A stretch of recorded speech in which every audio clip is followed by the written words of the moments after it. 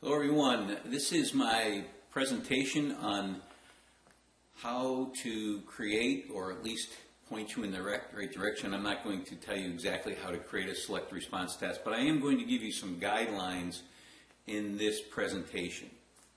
I'm hoping this is one that you will all watch.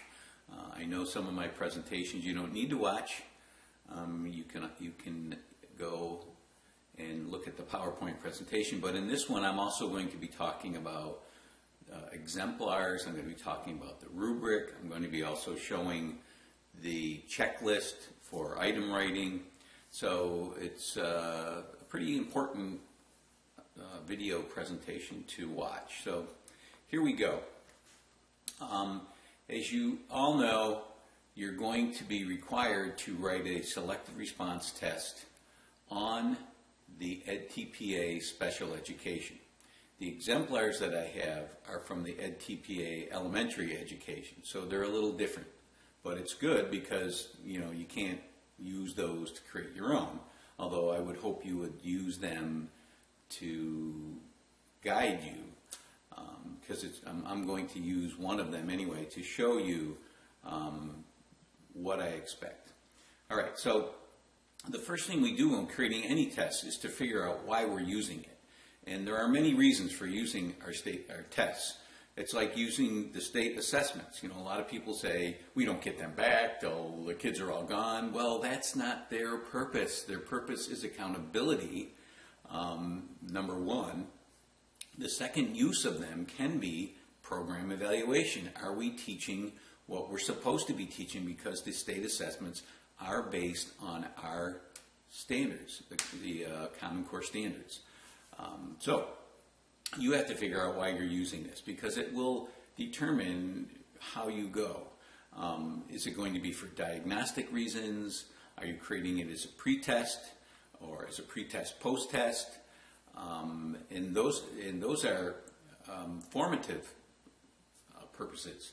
To use it summatively, that's what you're going to create for this test. This is the test that after you're done allegedly teaching the EdTPA, you're going to give a test on it. In this case, you're not teaching it, you're just going to give the test. You can also use these kind of tests for progress monitoring. Remember though, progress monitoring for response to intervention has to be small bits that are so that you can measure progress weekly or bi-weekly or twice a week. So they need to be fine-tuned so they can get small gains and improvement. So you want to see if what you're doing pretty quickly is making any difference. So that's progress monitoring. That's another purpose. The second step is to identify your learning targets. Now these are objectives. You'll see I will go into the exemplar. I believe I have an exemplar here ready to go. And you can see this person has 4 learning targets. Remember, you have to have 4 or 5. And this was done by a Success Academy student, so they call each other colleagues and they call the students scholars. Interesting. So this person said colleagues will know what they need to do to plan for the learning segment of the EdTPA. This is a pretty general learning target. When I look for lesson plans, I expect it to be more specific than this. Colleagues will know the 5 steps or the 4 steps or the 3 steps that they need to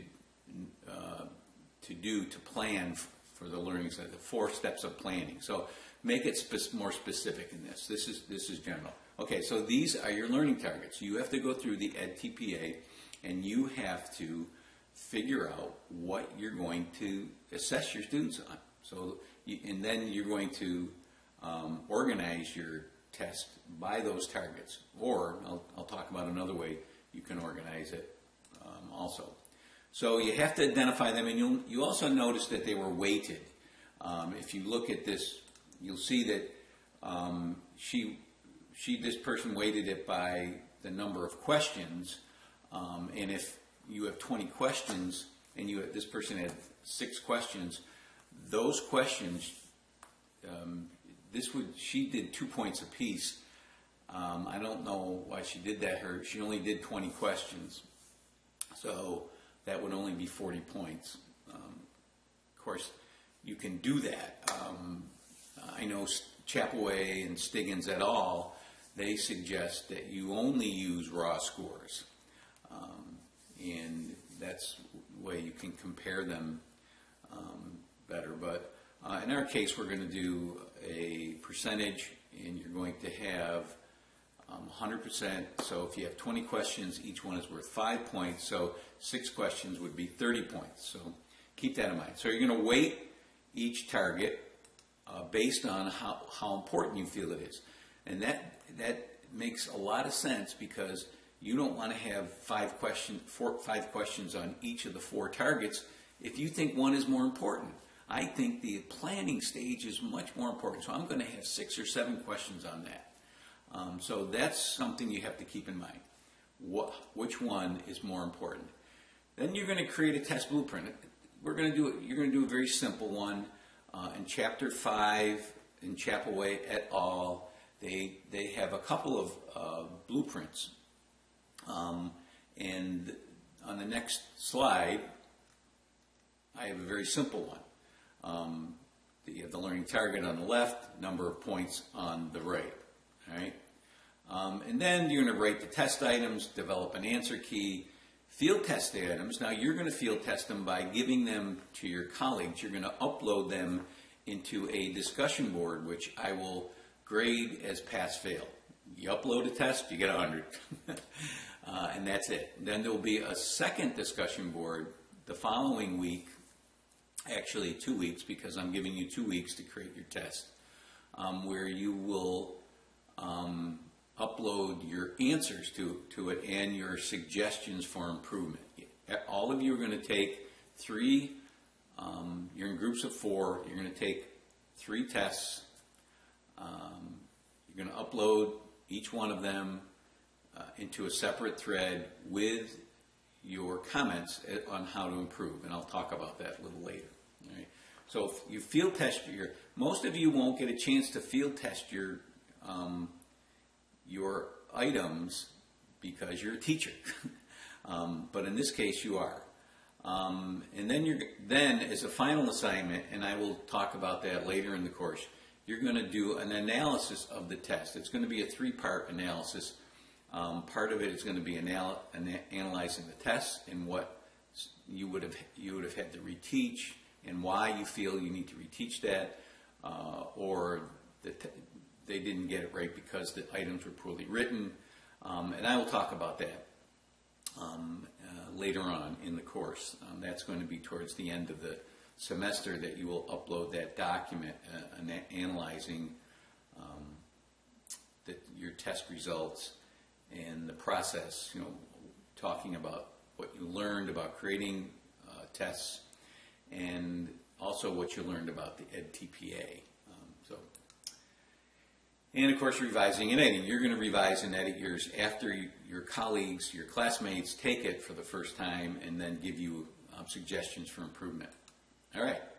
So this is the blueprint I mentioned already. You have your learning targets on the left, and in your case, you're going to have 20 to 25 questions. So I said here 4 to 5 questions per target.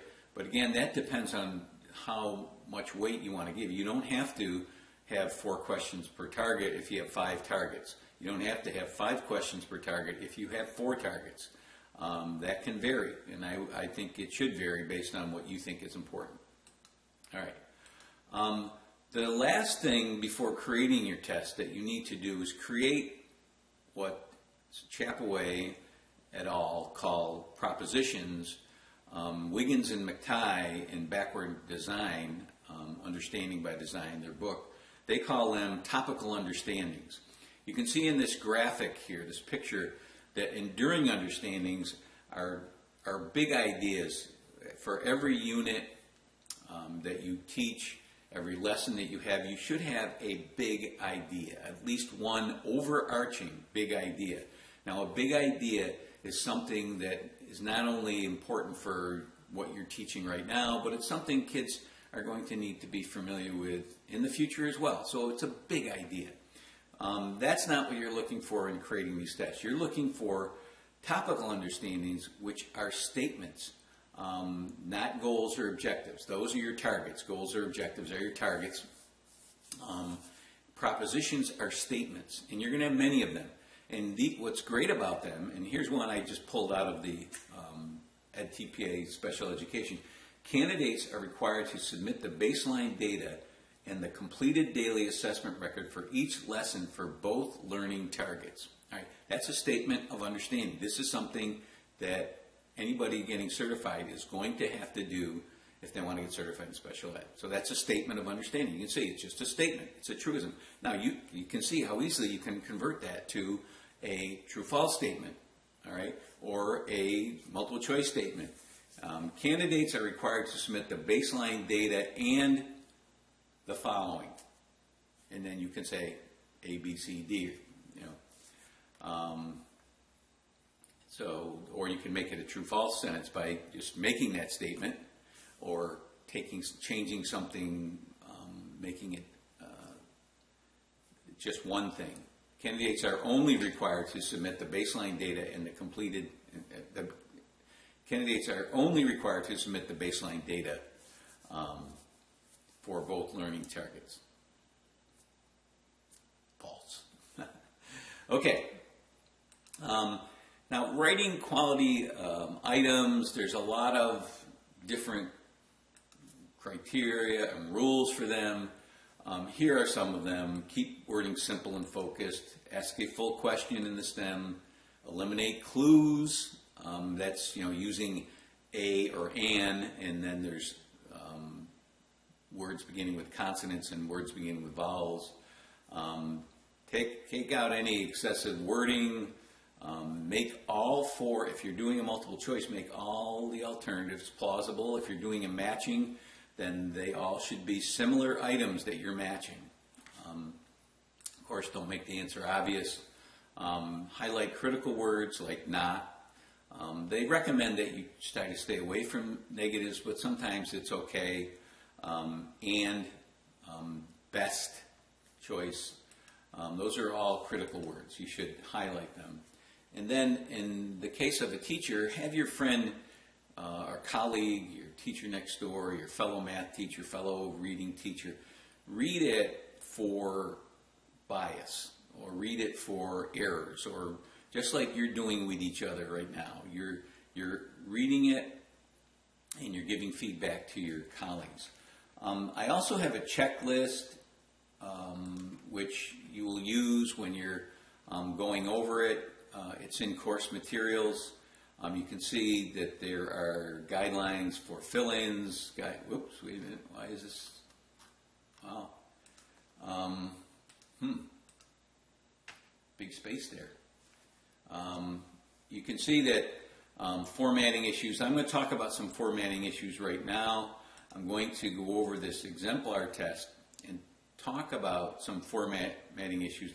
This is the last thing I'm going to talk about. You can see when you do a multiple choice test, you need to use in Microsoft Word, you need to use the numbering section here. Now you got to play with it, because once you start doing numbering, it'll number every paragraph. So you're going to have to go, when you start doing your stems, you're going to have to change it to letters. Notice how this is a hanging indent right here, that the number is separate, it's out, and then everything else is in line. You notice the choices are in line with the hanging indent. You have to play with, one of the things I do is this bar up here. I think where it says view, if you go to view on Microsoft Word, you have to click on ruler, and then you can use this ruler to play with the margins, all right? And that's important when you're creating these tests.